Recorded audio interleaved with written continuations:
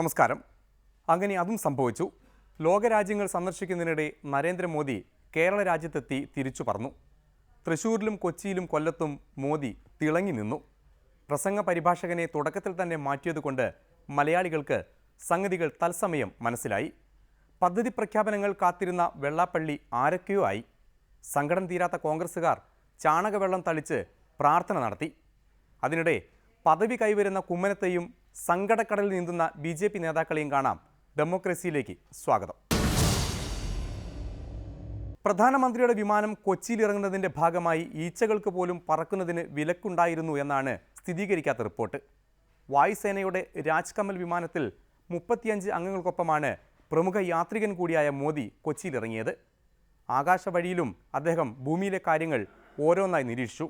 അങ്ങനെ മുഖ്യനുമായി ഉടക്കിയ മോദി വിമാനം ഇടിച്ചിറക്കുകയാണ്. ഞാൻ അപ്പോഴേ പറഞ്ഞല്ലേ മുതലാളി, കാറിന് എന്നെ വന്നാ മതി. ഇനി ഇതിപ്പോ ഇങ്ങനെ താഴെ ഇറക്കും. ഈ തടിയും കിടന്ന് ഉറങ്ങാണ്ടില്ലേ?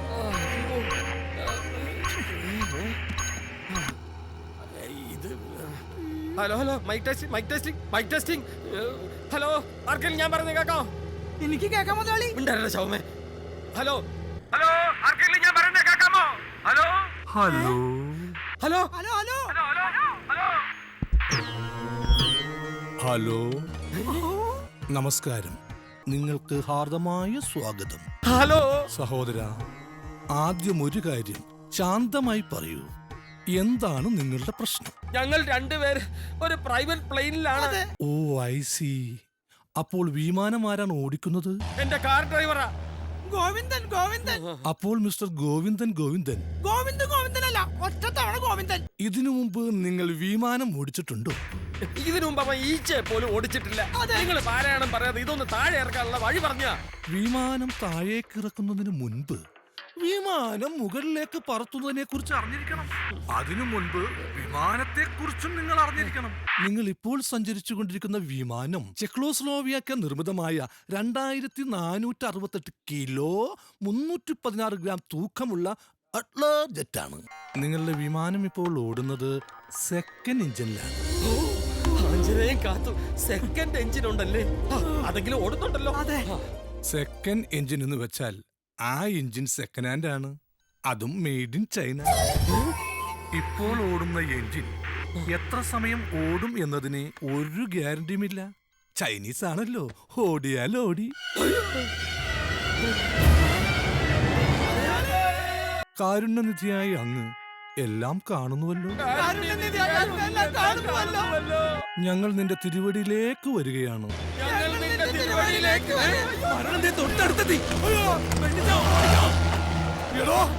തനിക്ക് ഭ്രാന്താണോ? മനുഷ്യനെ കൊല്ലാനാണ് ഹെൽപ്പ് ചോദിക്കുന്നത്.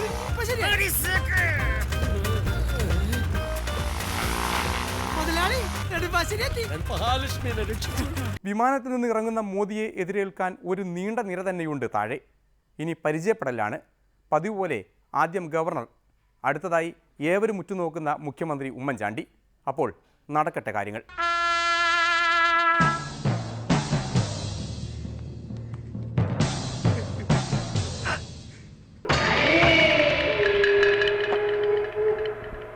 രാജാതിരാജ, രാജമാർത്താണ്ഡ, രാജഗംഭീര, രാജകുല ചിരക, രാജപരാക്രമ, രാജവൈരാഗ്യ, മാമന്മാർ 23 പുലികേസി, പരാഗ് പരാഗ് പരാഗ്.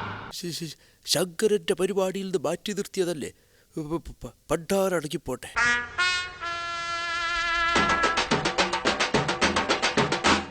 പണ്ടാരടങ്ങിപ്പോട്ടെ. ഇനി വേദി കയറ്റമാണ്.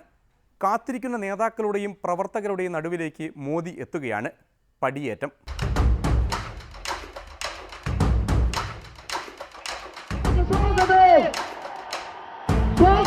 पड़ जाए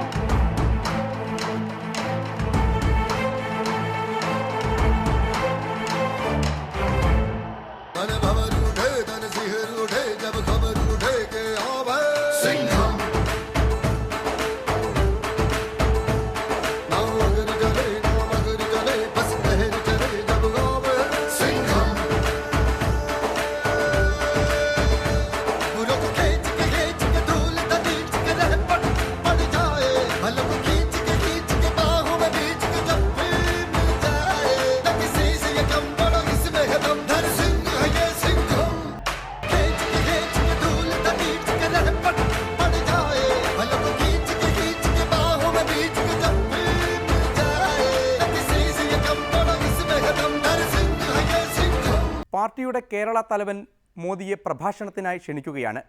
അതിനിടയിൽ വായിക്കാനുള്ള കുറിപ്പടികൾ MD രമേശ് മോദിയുടെ കൈകളിലേക്ക് എത്തിക്കുന്നതും കാണാം. പാർട്ടിയുടെ അഖിലേന്ത്യാ അധ്യക്ഷൻ പറഞ്ഞതുപോലെ അക്കൗണ്ട് തുറക്കാനല്ല ഭാരതീയ ജനതാ പാർട്ടി മത്സരിക്കുന്നത്, അടുത്ത തെരഞ്ഞെടുപ്പിൽ ഭരണം നേടാനാണ് എന്നുള്ള പ്രഖ്യാപനം നടത്തിയ അമിത്ഷാജിയുടെ വാക്കുകൾ, ആ വാക്കുകൾ അക്ഷരം പ്രതിപാലിക്കാൻ ബദ്ധശ്രദ്ധരായിരിക്കുന്ന പ്രവർത്തകർക്ക് ആവേശം നൽകിക്കൊണ്ട് എത്തിയിരിക്കുന്ന നരേന്ദ്രമോദിജി എന്നുള്ള ഭാരതത്തിന്റെ പ്രധാനമന്ത്രിക്ക് വഴിമാറിക്കൊണ്ട് ഞാൻ എന്റെ വാക്കുകൾ അവസാനിപ്പിക്കുന്നു. അപ്പോൾ കർത്തവ്യത്തിലേക്ക് കടക്കാം. അക്ഷമരായി കാത്തിരിക്കുന്നവർക്ക് മുന്നിലേക്ക് സംസാരിക്കാൻ മോദി എഴുന്നേൽക്കുകയാണ്. പ്രഭാഷണം രാഷ്ട്രഭാഷയിലായതുകൊണ്ട് തന്നെ പരിഭാഷകനെയും ക്ഷണിക്കുകയാണ്. BJP ജനറൽ സെക്രട്ടറിയും പ്രമുഖ ഹിന്ദി വാഗ്മിയും പണ്ഡിതനുമായ K. സുരേന്ദ്രജി അവർകളാണ് പരിഭാഷകനാകുന്നത്. അപ്പോൾ പ്രസംഗത്തിലേക്ക് കടക്കാം. കേരളത്തിലെ BJP നേതാക്കൾക്കുള്ള പേരിടൽ ചടങ്ങാണ് ആദ്യം. ഈ മഹാസമ്മേളനത്തെ അഭിസംബോധന ചെയ്യാൻ വേണ്ടി ശ്രീ മോഡിജിയെയും അദ്ദേഹത്തിന്റെ പ്രസംഗം പരിഭാഷപ്പെടുത്താൻ പാർട്ടി സംസ്ഥാന ജനറൽ സെക്രട്ടറി ശ്രീ K. സുരേന്ദ്രനെയും ക്ഷണിക്കുന്നു. ഭാരത് മാതാ കി, ഭാരത് മാതാ കി. ശ്രീമാൻ V. मुरलीधरन जी,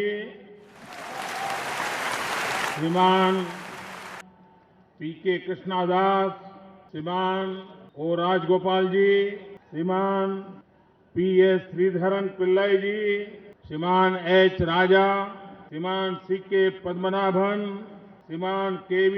श्रीधरन मास्टर, श्रीमान M.T. रमेश, सांसद श्रीमान नलिन कुमार, श्रीमती शोभा सुरेंद्रन, श्रीमान A.N. राधाकृष्णन, श्रीमान अल्फोंसा कन्नाथम, श्रीमान K. सुरेंद्रन, श्रीमान K.P. श्रीसान, सांसद श्रीमान रिचर्ड हे, श्रीमान नागेश, श्रीमान उमाकांथन, श्रीमान कृष्ण कुमार, श्रीमान K. सुभाष, श्रीमान नारायण मास्टर, श्रीमान B.L. संतोष, श्रीमान P.J. थॉमस और विशाल संख्या में पधारे हुए കേരള के मेरे भाइयों और बहनों, വേദിയിൽ ഉപവിഷ്ടരായിരിക്കുന്ന പാർട്ടിയുടെ സംസ്ഥാന പ്രസിഡന്റ് ശ്രീ V. മുരളീധരൻ ജി അവർകൾ, ശ്രീ P.K. കൃഷ്ണദാസ് ജി, ശ്രീ O. രാജഗോപാൽ ജി ഉൾപ്പെടെ ഇവിടെ സന്നിഹിതരായിരിക്കുന്ന ആദരണീയരായ നേതാക്കളെ, വലിയ സംഖ്യയിൽ ഇവിടെ തടിച്ചുകൂടിയിരിക്കുന്ന പ്രിയപ്പെട്ട സഹോദരി സഹോദരന്മാരെ, നിങ്ങൾക്ക് നമസ്കാരം. मुझे सबसे पहले केरल से क्षमा, क्योंकि मुझे आने में देर हुई. मुझे बहुत पहले केरल आना चाहिए था, लेकिन अब ऐसा नहीं होगा, ये मैं आपको भरोसा देता हूँ. കേരളത്തിലെ സഹോദരി സഹോദരന്മാരെ, എനിക്ക് ആദ്യമേ കേരളത്തോട് മാപ്പ് ചോദിക്കേണ്ടതുണ്ട്. ഞാൻ വളരെ നേരത്തെ ഇവിടെ വരേണ്ടതായിരുന്നു, പക്ഷേ കഴിഞ്ഞില്ല. എന്തൊരു ഭവ്യമായ തുടക്കം. ഇനി പരിഭാഷ കേൾക്കാം. എനിക്ക് കേരളത്തിൽ ഇപ്പോൾ വരുമ്പോൾ അതിയായ സന്തോഷമുണ്ട്. ഞാൻ വളരെ പണ്ടുകാലം മുതൽക്ക് തന്നെ കേരളത്തിൽ വരുന്നയാളാണ്.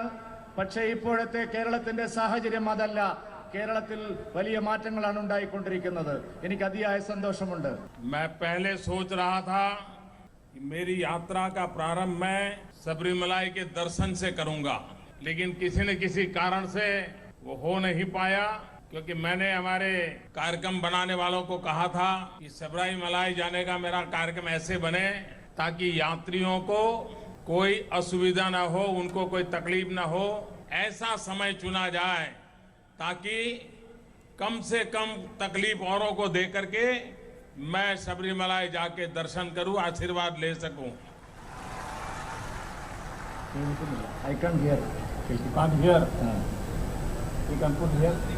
എന്തെന്തോ മൂപ്പ് ചോദിക്കണേ. ये बुद्धू का आदमी. ഞാൻ സെക്കൻഡ് ലാംഗ്വേജ് മലയാളമായിരുന്നു. Who are you? उनको वहां सुनने में दिक्कत होती थी.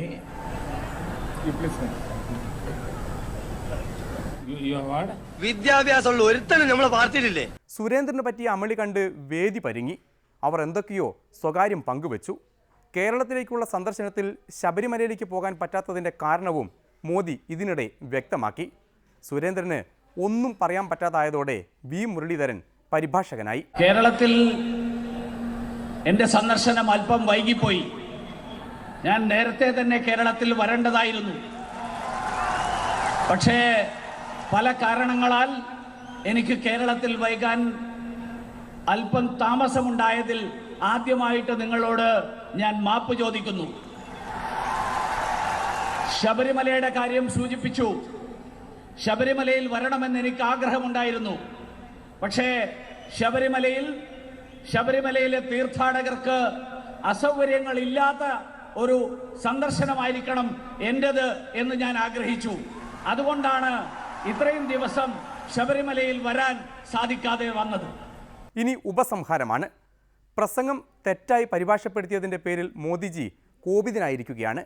എന്തൊക്കെയാ പറയാൻ പോകുന്നതെന്ന് കണ്ടു തന്നെ അറിയാം. मैंने सोचा कि केरल में बुद्धिमान का लोग रहते हैं, मगर अभी मालूम पड़ा मैंने गलत समझा हूँ. हमारा राष्ट्रभाषा हिंदी है. तुम लोग हिंदी सीखो, नहीं तो किसी को छुटकारा नहीं पा सकता. जिन लोगों को हिंदी नहीं मालूम उन लोगों को हमारा सरकार नौकरी नहीं देगी. और याद रखो, कोई बक्सा लेकर बॉम्बे में आते तो मार खाएंगे, समझा? संपूर्ण चाचरदार बंदर का बच्चे. തൃപ്തിയായല്ലോ. പണ്ഡിതനാണെന്നും പറഞ്ഞ് ആവശ്യമില്ലാത്ത പണിക്ക് പോയാൽ ഇങ്ങനെയായിരിക്കും. കേരളം ബുദ്ധിമാന്മാരുടെ നാടാണെന്ന ധാരണ പോലും പോയി കിട്ടി. ഒപ്പം ഹിന്ദി അറിയാത്തത് കൊണ്ട് ഇനി കേന്ദ്രത്തിൽ നിന്ന് ഒന്നും പ്രതീക്ഷിക്കുകയും വേണ്ട. അല്ല, അതല്ലെങ്കിലും കിട്ടുന്നില്ലല്ലോ. ഇനി കൊല്ലത്തേക്കും തിരുവനന്തപുരത്തേക്കും പോകേണ്ടതുണ്ട്. അനാച്ഛാദനം, പ്രാർത്ഥന, പ്രാർത്ഥന, അനാച്ഛാദനം. പെട്ടെന്ന് തിരിച്ചു വരാം. പ്രാർത്ഥന, കിളിപ്പോയി.